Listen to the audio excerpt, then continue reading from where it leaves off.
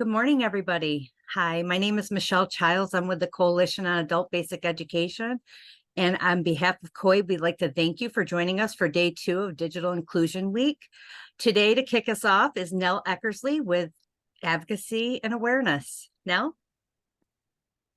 Hi, everybody. Thank you so much for joining us today and for being part of this week that is such an exciting opportunity to learn more and to explore. This session is on advocacy and awareness, and I know you probably have maybe attended some other sessions. Yesterday, I think there were 2, or at least a big kickoff, and there'll be some other sessions coming up. But this one really will be a primer on the Digital Equity Act funding and how you can get involved if you're not already involved. And if you're already involved, love to see your feedback. I'm guessing we have chat. Do we have chat? We just have Q&A maybe. We have chat, Michelle? Yes, I see her nodding her head. Okay, excellent. So you can put stuff in the chat if you want to. Part of this is to find each other and to be connected, because that really, the work we first did on, when I first was getting involved in this, hey Denise, good to see you there. That was our struggle, was to find other people. So that really is one of the things that COABE really brings to us, is this ability to find each other. So I'm going to go ahead and start sharing my screen. Let's see, where did my slides go?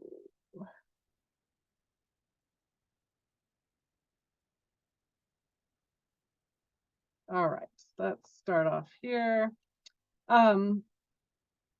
So yes, advocacy and awareness, maybe awareness and advocacy would be better. My name is Nell Eckersley. I do work in adult education as a professional developer primarily, but my area has always been technology. And so when the Digital Equity Fund and all the work around that and pandemic happened, all of this kind of came to the surface. And so I've been very involved in my home state of New York, but also really excited to work with COABE so we can bring us all up nationally.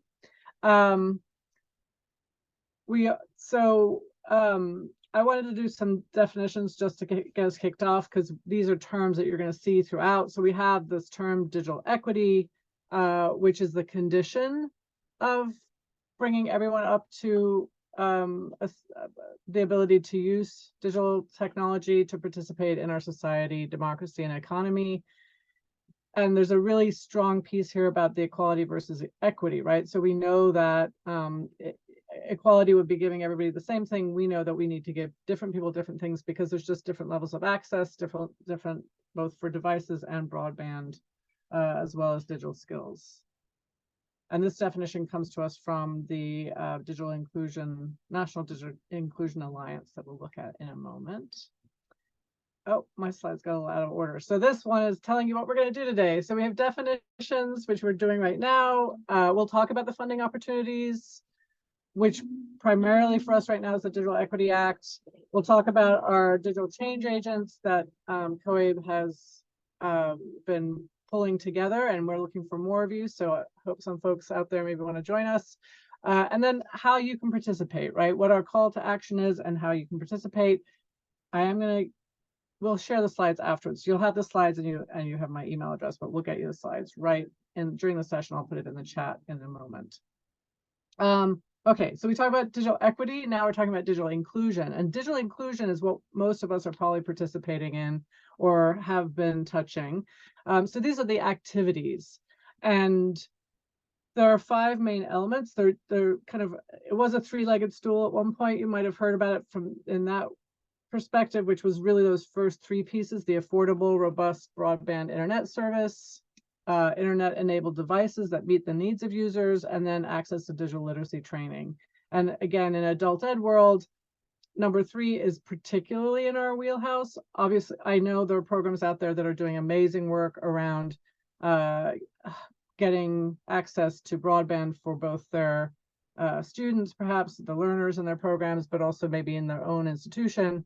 And then I know there were programs that were able to get internet-enabled devices out to students and maybe to staff during pandemic. But the piece that we're particularly set up to work in is this digital literacy training. And then the other 2 pieces that have been kind of added on, which make a lot of sense, are quality technical support. As we all know, those devices don't just go on living forever. They need support, and that's often left out of funding. And then applications and online content designed to enable and encourage self-sufficiency, participation, and collaboration. So actually working with developers as they make content available or make applications available that could be very useful for adult education. And this is digital inclusion. I'm always looking at a lens through adult education. So for digital inclusion, it's the idea that these would be inexpensive, robust, and available to everybody. Digital literacy, you've probably seen this definition. It's the one that WIOA uses. It comes from the American Library Association. It is the skills associated with using technology to enable users to find, evaluate, organize, create, and communicate information. And we've kind of added on this idea to solve problems. So it's not just that I can go and know how to search on a search engine. It's that I can actually find the content I need to respond to a problem that I have. And I think we're all experiencing how that's getting harder and harder. So these skills are something we really have to practice. And this is a pretty broad definition, but it is the one that WIOA uses, and it is the one you'll probably see most used. There are other places to get more explicit definitions of these literacy skills, but I'm not really covering that today. Champions for digital equity for adult education, specifically, we have COABE, which is what we're here today, and I see Sharon just joined us. The National Digital Inclusion Alliance is an organization that's been working in this area for a really long time. I would recommend getting on their mailing list. It can be it is a very busy mailing list, but you'll definitely be kept up to date with all the different components of what's going on in the digital inclusion world. World Education has been putting out some great resources for adult education programs. We'll have some of those later on. And the National Skills Coalition also was very quick to get out in front of all of this and explain to us why it was important for adult education to be involved. And then one of the things we're looking at today is the local digital inclusion work that's happening in your city or your state and helping you get connected to that. So we'll talk about the change agents who we're pulling together so we have representation in every state. But if you're already active in this or you are looking for people, certainly put out your information on the chat. So you can ask, you can say where you are and that you're looking to connect, and maybe we can help you find your people. Or if you are the change agent, feel free to share information about how you can be contacted. So all of this started with the Infrastructure Investment and Jobs Act that was passed in November of 21. And in that were several funding packages for around digital inclusion and around broadband. So there were three main components that we talk about: the Affordable Connectivity Program, which is ACP, which you may already be involved in. This is well,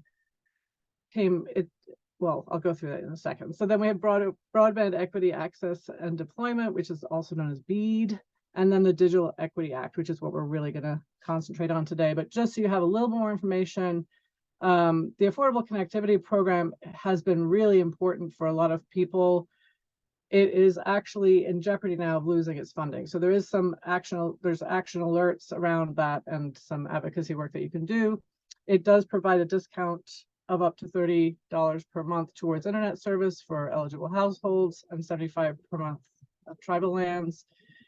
You may have, there was a RFP that went out maybe a year ago where you could get funding to help direct folks to this program. It is a little bit complicated. We've seen a lot of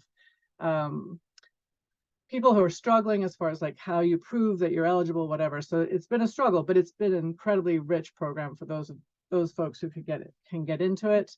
And we don't want it to see it go away. So you'll see that the National Digital Inclusion Alliance has a big push for advocacy.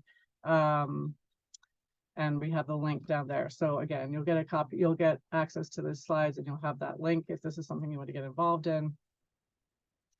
BEAD is another big bucket of money, $42.45 billion.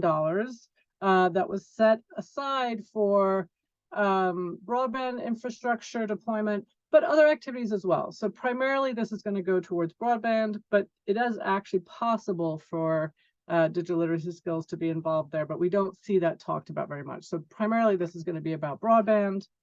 And Digital Equity Act, let's see, did I put the amount of money in here? Let's see. No, I didn't put it in there, but anyway, I'll find that bucket of money. But it's a big bucket of money, and it's aimed at the digital inclusion elements that we talked about. So it's the development and infrastructure around broadband. It's the ability to provide internet-enabled devices, and then it's the digital literacy skill provision. So those are the three kind of activities that are going to come under this funding. And you'll know, if you've been involved in this, you'll have seen that broadband tends to get the headlines. Certainly in New York State, this has been one of our, I won't say battles, but we've definitely been involved in a lot of conversations where we have to kind of keep bringing the attention back to digital literacy instruction, and the idea that that's very, very important. And then also the access to devices and the support for the access to those devices. In the way that the Digital Equity Act sort of has been coming out is that I don't know if I put it in my slides here. Well, so we have it was created to support these 9 covered populations, and you'll see if you go through them, we have people at equal to or less than 100% of federal poverty.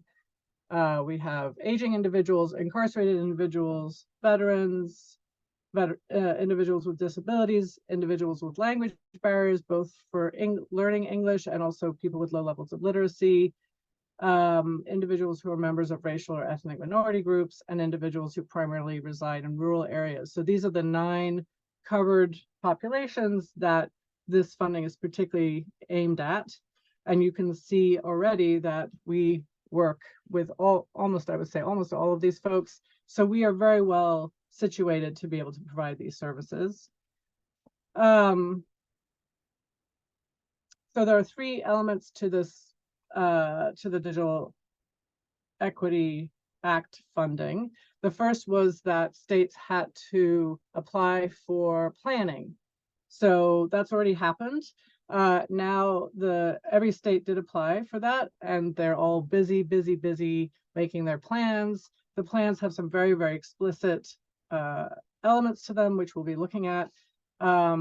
Once they've created their plans, they will be sent to the federal government, and then there'll be formula funding. That funding will come out to states for a 5-year project. And then there will also be another smaller bucket of funding that eligible entities will be able to apply for. And we don't know a lot more about that. It's possible that individual programs might be able to apply for that funding.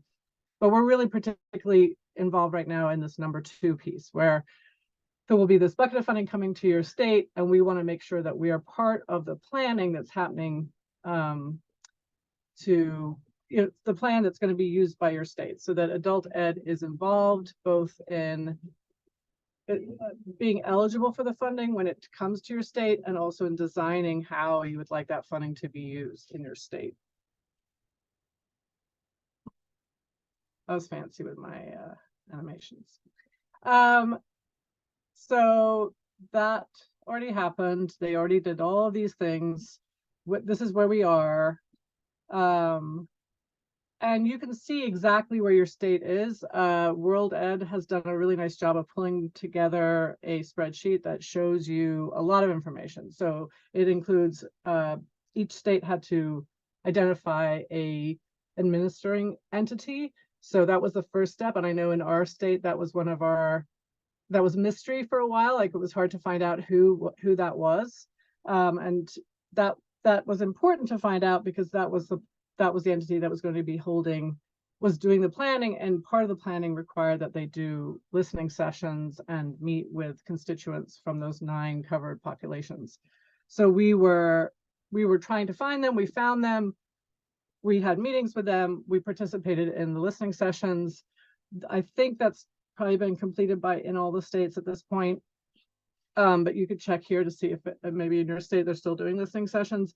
Most states are now in the process of putting together the plan based on the feedback and information they got during those listening sessions, and those plans are going to be going out for public comment. So that's really the piece of work we're doing right now, is once the plan is put out for public comment, it's our responsibility to look at that plan and respond to it. And World Ed has given us some key tips on how you might want to, a checklist for what you might want to look for in your state plan, so that you can comment on that and maybe lead to changes if the plan is not what you want it to be. Every state did this very differently. The entities, some of them were very open and there was a lot of participation. I feel like in New York State, once we found them, they were actually quite open. And across the state, nonprofits and CBOs and libraries were very involved in the listening session process. In other states, that was done differently. So in your state, you may be very, very familiar with this. It may have been something that you couldn't really participate in, or maybe you didn't hear about it at all. So what COABE is doing as part of our action in this area is to make sure that we have a kind of finger on the pulse of what's going on in each state. And to that end, we have pulled together, where it was still, I think, bringing in new folks to be what we're calling digital change agents. And these are going to be people who act kind of as a representative in each state. So we have someone who has an eye towards adult education in each state that is involved in their digital this planning process. So I'm going to go ahead and play this short video. It's 1 minute long, and this will introduce one of our change agents. This is Ryan Stevers from Louisiana. I'm going to go ahead. Let me stop sharing for a second just to make sure I don't think I enabled the right thing there. Okay, so I'm going to optimize this for video clip.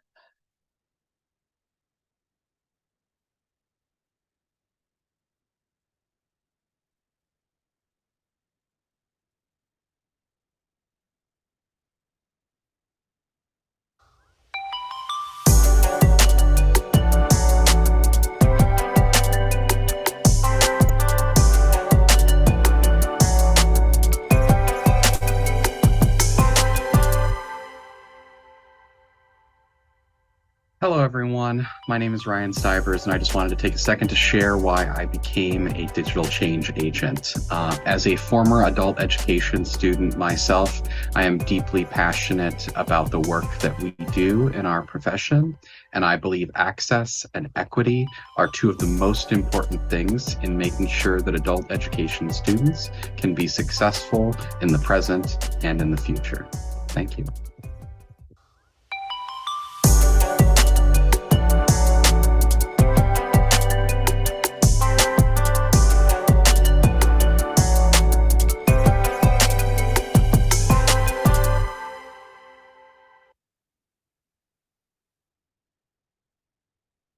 All right, let me stop that. Sorry. And I'm going pretty fast. So if you have questions, do put them in either the Q&A or the chat, and I will make sure we'll have some time where we'll review that.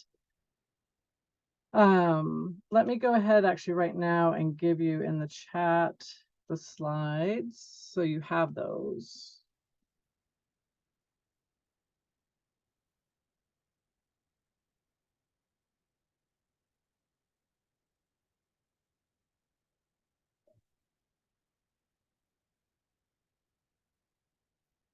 Okay, so now you have the slides. And I'm going to go ahead and go back to my slides.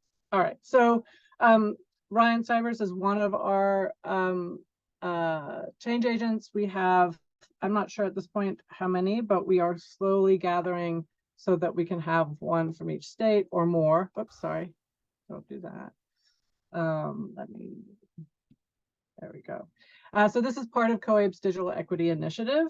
And Sharon, I know you joined us. Do you want to talk a little bit about how this came to be and how people can, I'm going to have a link in here for them if they're interested in applying to be a change agent, or also to find who we already have from each state. Or maybe Sharon's not here now. Oh, all right. I saw her come on briefly. All right, that's fine. So I can take you through this a little bit. So COABE saw this need as something for us all to be advocating for, and created this COABE Digital Equity Initiative. And they have so you may have seen this is part of Digital Inclusion Week. So we have activities all week long that you can sign up for. You probably know about that if you're here today. But this is really piece of their larger project, or our larger project, which is the Digital Equity Initiative. If you go to the website, you'll see that there is a full campaign. There's a survey that is still going on. We have a link for that in the slides if you want to add your information. This is really a way to, a piece of the digital equity fund planning was to do an asset analysis, and that was is still a very rich resource to find out what assets are already in our communities, and we as adult education programs are those assets. So this is your opportunity to get your information into the survey that COABE is putting together that pulls that information. Here you see the digital change agents. There's a description of the position. You can apply here, and then you can see who's already participating. So probably about half the states at this point, I think, have some representation, but we're definitely looking for more. So go in there and check it out. If you see someone from your state, you can reach out to them. If you don't see someone from your state, that's an opportunity for you to consider becoming the change agent for your state. And then as we go down, we have the Digital Inclusion Week. There's also a Digital Equity Task Force, which is what I'm part of, why I'm really here today. But there's again a number of folks that you probably recognize, several people who are on the COABE board, and then other people from around the state. And our role in this is primarily to be bringing together the resources and the issues as we're seeing them pop up in our work. What else? All right.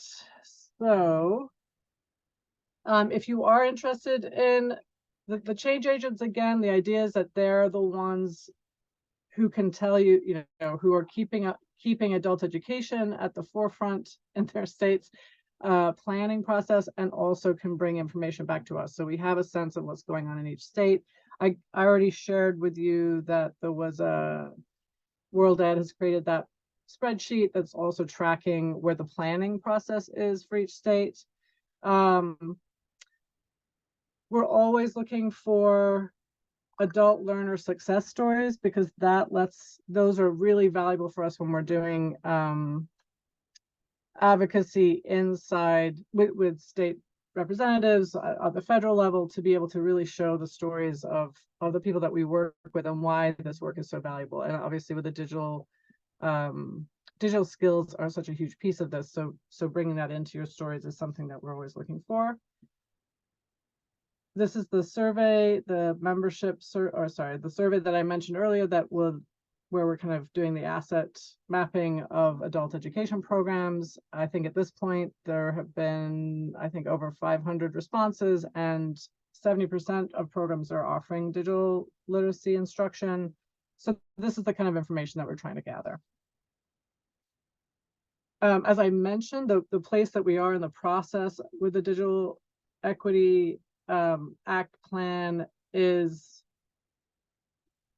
at this point, most listening sessions are over, and now the entities in each state are responsible for putting together the plan and putting it out for public comment. That's supposed to be happening this month, next month, the next 2 or 3 months.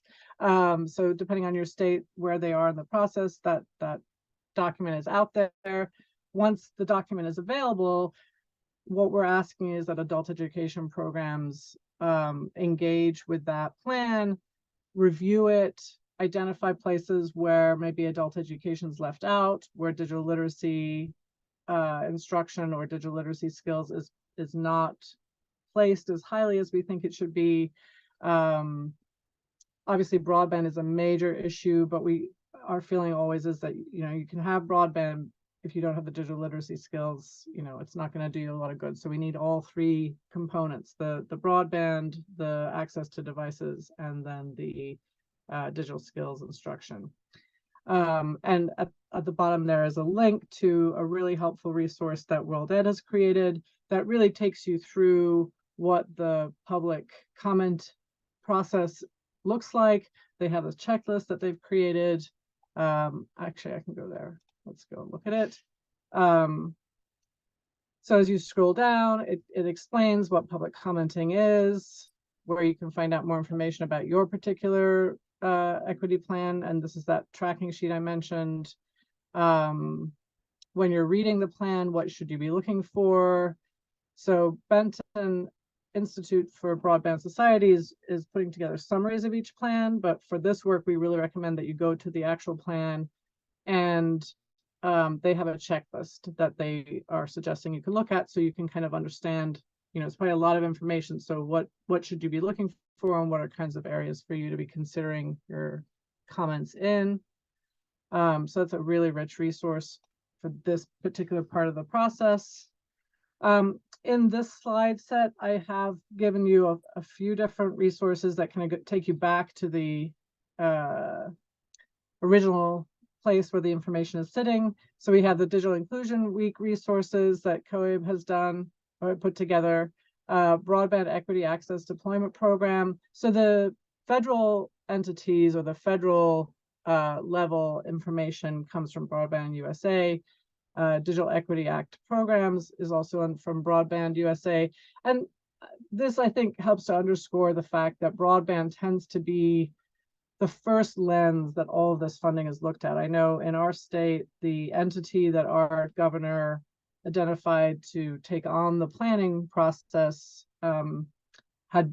existed already in order, their main focus was broadband access in our state. Which there's, again, I know there's nothing wrong with broadband, but our feeling is that there's the BEAD funding, there's enough funding here that we want to make sure that these other components are included. So you'll probably notice in your state that broadband might be the forefront, and we just need to bring in both access to devices and digital literacy skills. World Ed has put together a really nice primer. I took some of their information today, but they go much deeper into certain aspects of all of this. That's definitely worth checking out if you want to know more. What's your state's vision of digital equity? This is that Benton overview that was mentioned in the World Ed public comment section. State Digital Equity Plan Toolkit. So the National Digital Inclusion Alliance I mentioned earlier, they are, as I said, have been a really, I think they probably even worked with some of the senators who are writing the plan or the original law bill, and they continue to have a lot of influence on this process. So if you go to their website, it's quite a deep website, so it's hard to find, but this link particularly takes you to the Digital Equity Plan Toolkit. This was actually a toolkit the states had to use to develop their plans. So if you go in there, you'll see that it mentions that institutions like adult education should be involved in the process of putting together the plan as one of the key stakeholders. So that gave us a lot of hope that we would be included. But they really, the toolkit's helpful for you to see, to understand what the states were being asked to do. And then Common Sense has also put together a really nice overview. This is like a single document, and it's a little complex, but of all the different federal broadband funding that's out there. All right, so I'm going to stop sharing and check to see if there's any questions in the chat. I'm also, actually, what I'm going to do is I'm going to grab that link to the survey, because the survey would be a really great, if you have not already responded to the survey, the survey would be almost the very first thing I would do. So let me stop sharing. And so this is the COABE survey.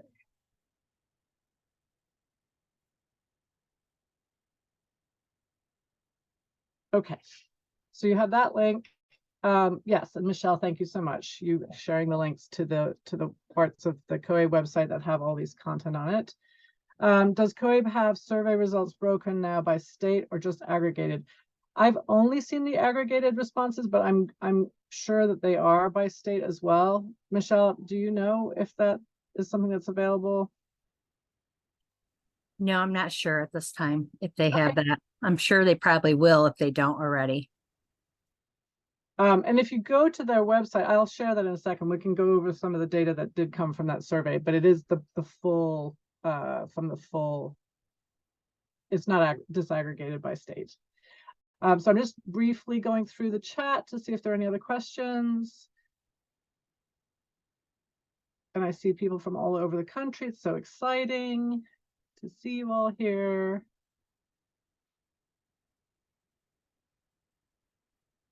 Oh, nice. Someone added to gain knowledge, share knowledge. And I'm guessing that's to do with the definition of digital literacy, maybe, which I like a lot. Let's see, what else do we have here?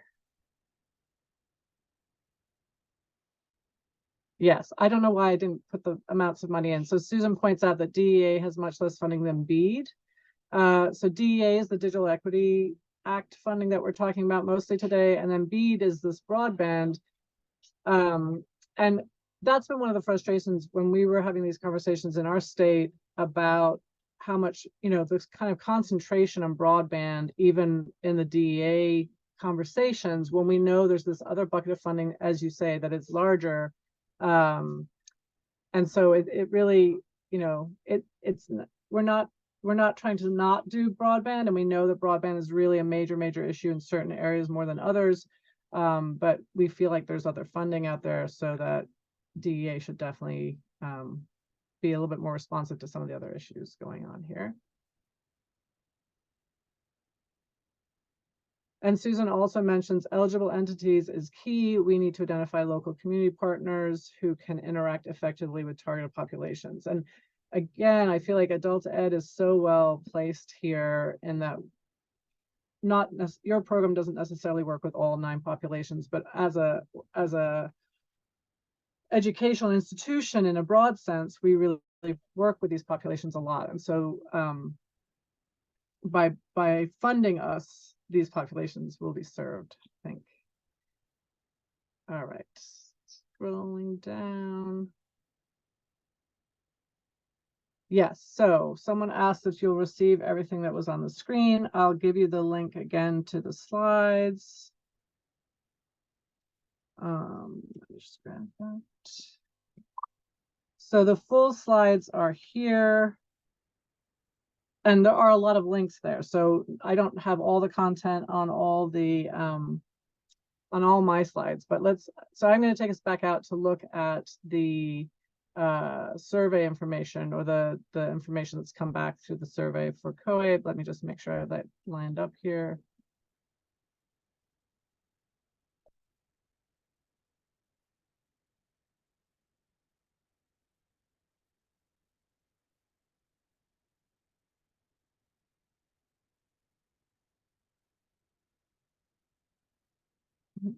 The wrong place. So let me just, I'll do this with you so you can see, and you can get back to it if you want to, because really there's a lot of COABE resources on the COABE website. So let me share. So if you come to the COABE website, right now, Digital Inclusion Week is this week, so there's a real emphasis there. But you can find under strategic initiatives, public awareness campaigns, that's where Digital Inclusion Week is, but digital equity is there as well. So digital equity is just broader. It's the whole set of work that we're doing. Digital Inclusion Week is this particular week that happens every year. So in the digital equity section, that's where you see, so this is our hashtag, right? Hashtag digital equity. And then really useful to do the adult edu at the same time, another hashtag there. We mentioned the survey. Let's go down and find survey findings. So this does talk about specifically 10 programs, but the overall information, actually, this is not the best. Let me go back to another document here.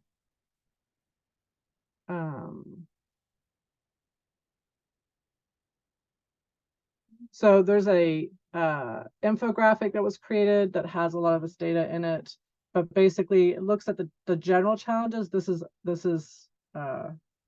not from the survey necessarily, but from the census and other places that we can get data. So households in the US that do not have high-speed broadband, that's 28.2 million. 18.1 million have households with available broadband infrastructure that cannot afford to connect. So this is about affordability. So the access to the actual, whether it even exists in your community, and then there's the issue of cost. 47 million population in the US with available broadband infrastructure that cannot afford to connect. 7.1 million households without access to any broadband network, and 32 million adults lack basic digital literacy skills. This is the fact sheet I mentioned. So let's go look at the fact sheet.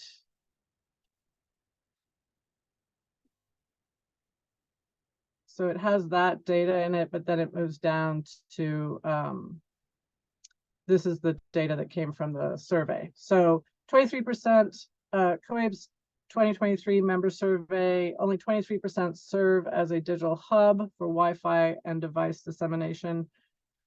About 26% do not have Wi-Fi and devices needed even for their own classes. 58% reflected those organizations in rural and suburban areas. 39% of respondents indicated that their learners had devices and access to Wi-Fi, but had to share the devices at home. 67% of respondents reported that the lack of Wi-Fi and devices have negatively impacted adult learners' ability to complete assignments or attend class. And 89,671 are the number of people or learners that were affected by the programs that responded to the survey. And you can scan that QR code if you want to learn more. So again, this takes us back to the initiative that COABE is undergoing right now. And this is also another place for you to really consider, and this is a great advocacy tool no matter what issue we're talking about, but particularly around digital literacy with this push that we have right now, is to think about real life stories of your learners and how they've been impacted, either with the lack of access or with the digital literacy instruction that maybe you've been able to provide. Submitting those stories to COABE so they can be used for advocacy is really rich, but even for you to use those within your own programs is really a rich resource or tool for your advocacy work. All right, let's see. Did we get another question in the chat? So Eva, I see your question about the households experiencing challenges with broadband, duplicate account or not, and I don't know. So we will keep this chat and we will respond as we get that information. I don't know the answer to that. Yes, I'm guessing that this is being recorded. So with the recording, we can make sure that you also get a link to, I'm responding to Edgar, who asks if we'll be emailing the link to everyone instead of just putting it in the chat, and we will do that. So it'll probably come out with the recording of this session. Are there any other questions, or anybody want to, I don't know, do we have any of the digital change agents here with us today? We didn't put you in as host, but if you want to put your information in the chat, or any other questions. Oh, yay, Michael's here. Michael's another person on our digital equity, I don't remember what we're called, council.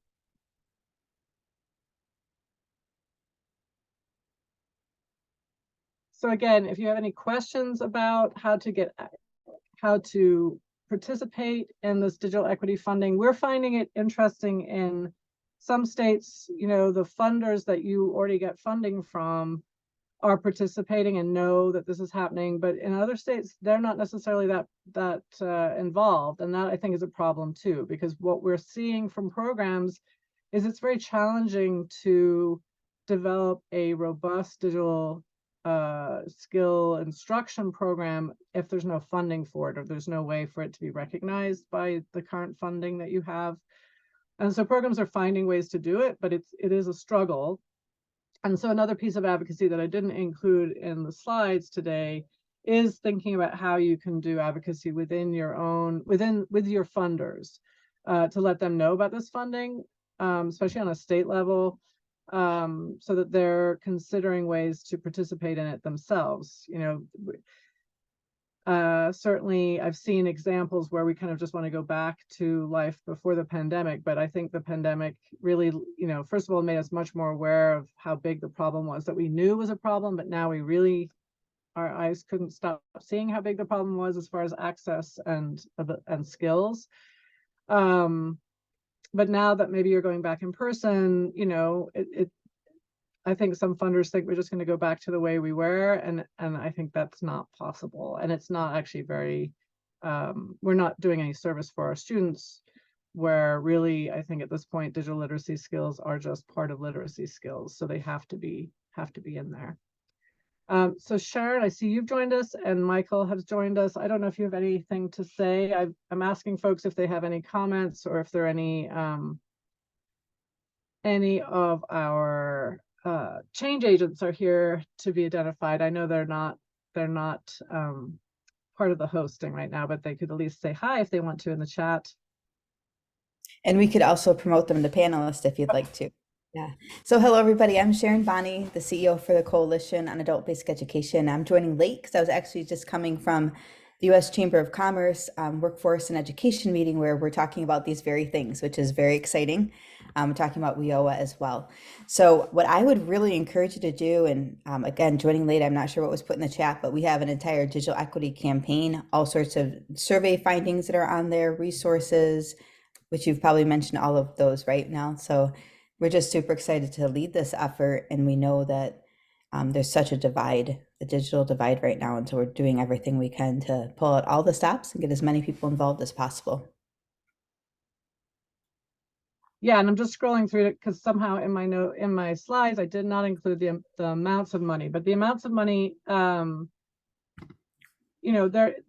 are large amounts of money, and we should be we should be able to access them. I think what we've again seen in our state at times, adult ed is sort of not included, not eligible. Again, this is New York State specific, but I think it's probably true in other states, is that we don't have .edu at the end of our email addresses. So often we're left out when funding comes for educational situations where it's either going to go through P12 or higher education.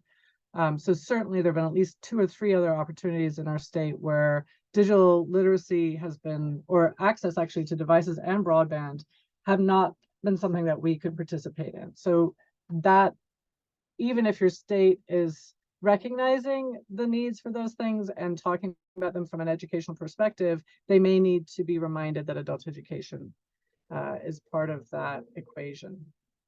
And now I would second that, because I think unless we speak up for the funding, adult education is not going to get it. They're just not going to get it. So that would be, we have these, nearly 100 advocates or folks that are interested in that on the line today. And that would be my charge to you, is that there are the fact sheets that Nell's gone over. There's all the different tools that she's shown you.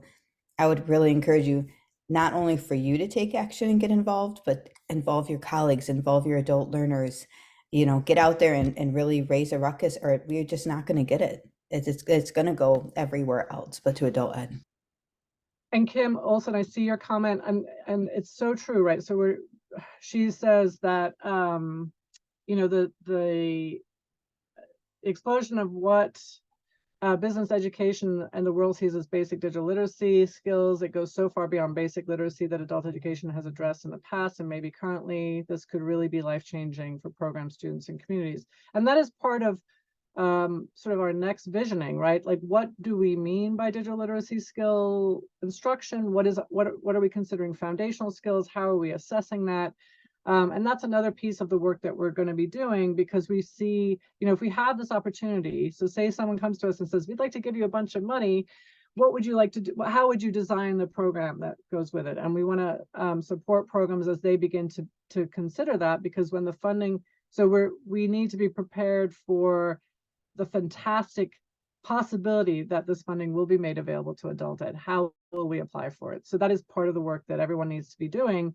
But we can, as COABE, we are able to bring together such great information and share it out. So we will be having some of that information. Laura, I'm just reading your comment about someday history will look back on the work being done now, similarly to steps it took to bring electricity, telephone, water, sewer, and roads across the nation. This snapshot may look reactive to COVID challenges. However, it's also very proactive in the speed and awareness and activity that's happening. And yes.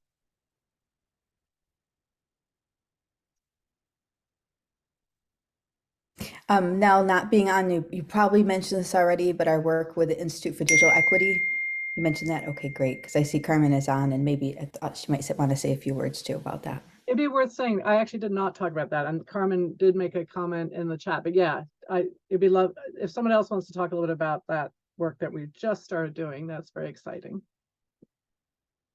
So we'll give her a second to unmute here. Yeah.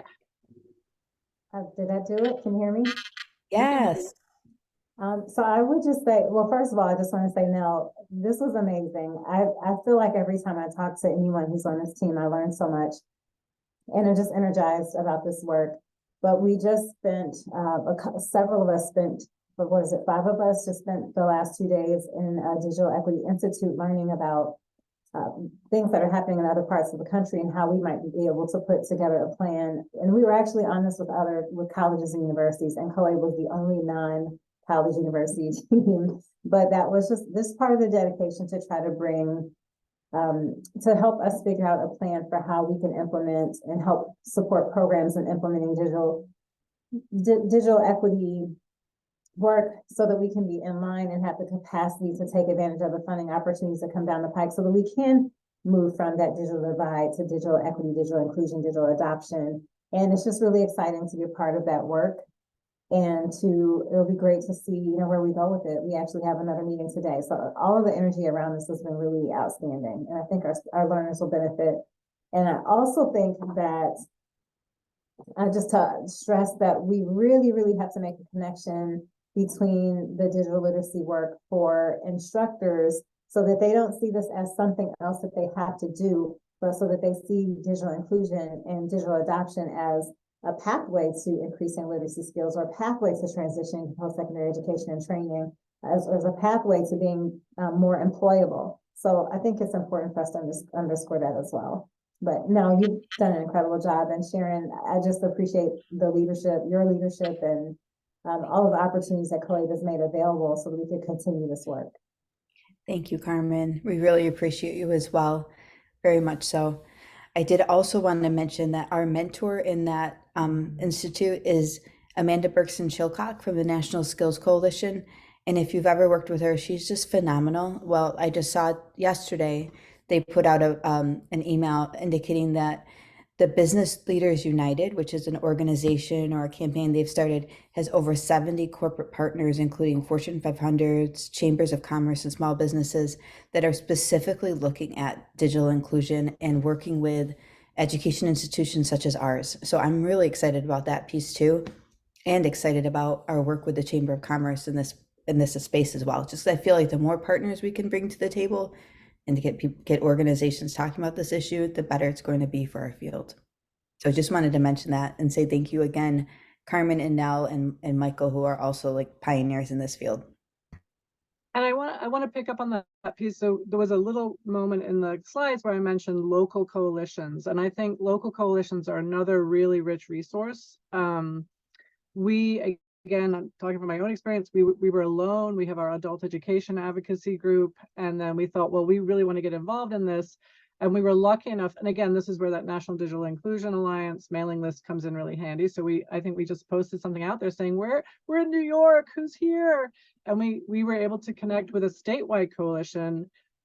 And it was a coalition of coalitions who'd all worked in the digital inclusion world for a really long time. So a lot of libraries were involved, but we decided we as adult education folks in New York City were not going to be a new coalition in this area. We were going to try to find the local coalitions that were specializing in digital inclusion and connect our folks to those. And since then, we've actually created our own alliance inside New York City with the goal of bringing in employers, telehealth, financial literacy, all these other folks that are going to be touching digital literacy, the need for digital literacy amongst the whole population, that they're also interested in this. So finding those partners and having an opportunity to really highlight how adult education can partner with those organizations that are already struggling with this. I know this institute that we were part of, it came up, that some of the colleges cannot afford to or don't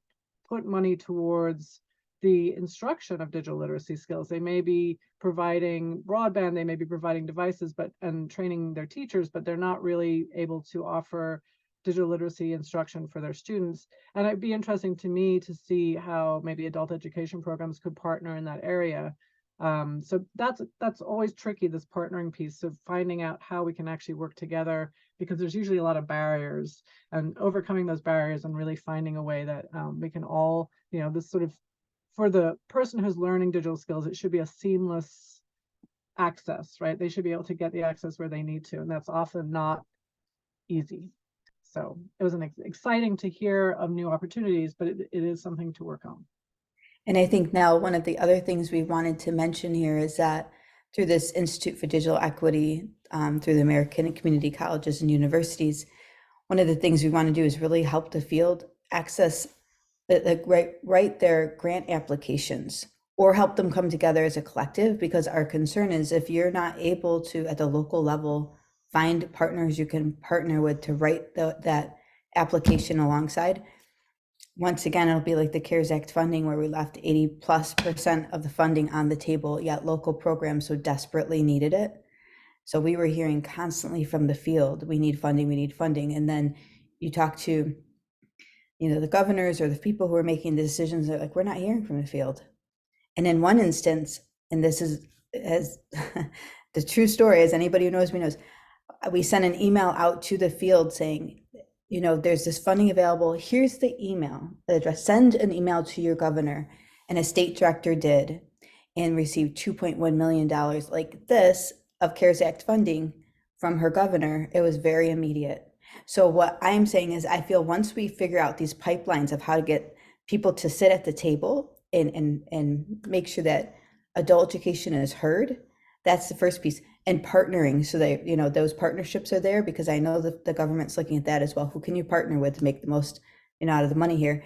But then if you're not able to, we at COABE want to figure out a way, and we're working at this. How can we help you at the local level? So I just wanted to mention that as well. So be on the lookout for that. That's part of the work we're going to be doing in the future with this team that is attending this institute.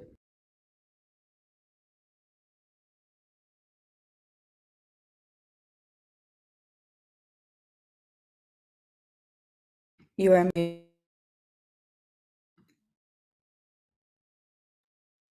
Sorry about that. Any other questions? We really hope that you feel empowered to connect with COABE, with your state change agent, participate in that survey, keep an eye on where your particular state plan is, and once it's out and available, that you're going to be doing some public commenting on that. The World Ed Toolkit, I think, includes some ways that even the learners in your programs can participate in this, because really they're ultimately the ones that this is going to serve. So having them participate and seeing how this can be something that is valuable in their lives is really a great opportunity.